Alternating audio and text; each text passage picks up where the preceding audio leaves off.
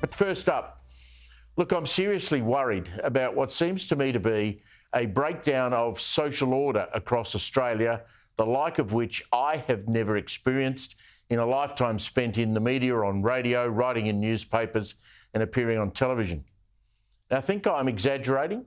Well, let me give you a couple of examples from just this week to add to things like the explosion of anti-Semitism, youth crime numbers, gangland wars, bikie gangs infiltrating unions like the CFMEU, and the bashings that came with all of that.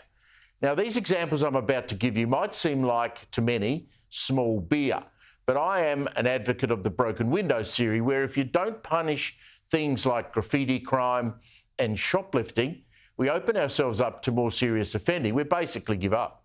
Now, as I've written in the Herald Sun in Melbourne tomorrow, just this week I witnessed two terrifying retail incidents that put the safety of young women, 3 of them, behind counters at real risk.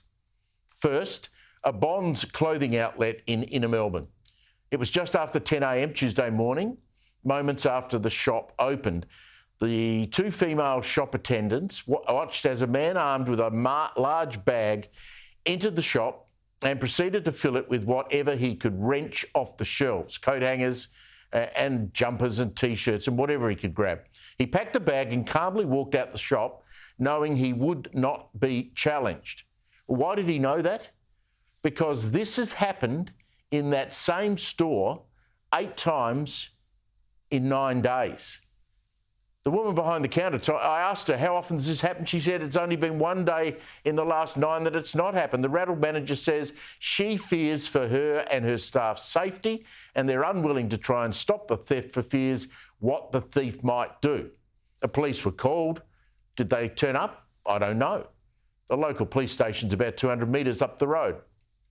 Like New South Wales Police, the police in Victoria are in a pay dispute with the government. Hundreds of them today walked off the job in a show of strength. Now, police numbers are at record lows and the morale through the floor. They've written all sorts of stuff over their police vehicles. And we move on to the second incident. That was even closer to the local police station. This was Wednesday morning, a 7-Eleven shop. One staff member, a young girl, and I knew there was trouble because the doors to the 7-Eleven were locked at 7 a.m. She had to push a button to let me in. Now, important point. I didn't go looking for any of this crime. It's happening every day, everywhere in Australia. It's not isolated to Melbourne, not isolated to Sydney, not isolated to Alice Springs or Darwin or Brisbane. It's everywhere. Now, this time, a drug-addled, barefoot woman and her heavily tattooed mate got into this 7-Eleven about 15 minutes before I got there. They used a store rubbish bin to empty food items off the shelves into the bin to steal. Chillingly, and I couldn't believe I was told this, chillingly, the woman, barefoot, drug-addled, fronted the young girl at the counter and said, look, you can't do anything about this. That's the stealing. If you do, I'll come back with a knife. She then ran her finger across her throat. Yes, drug-addled and crazy, but would you take that risk? Would any of us? So what's happened to our country, the happy-go-lucky Australia we grew up in? Is it social media, maybe? The easy access to mind-altering drugs?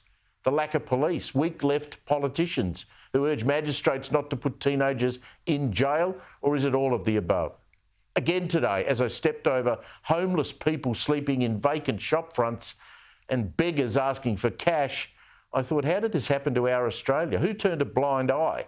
And is there any will in any political party anywhere to make a serious effort to clean it up?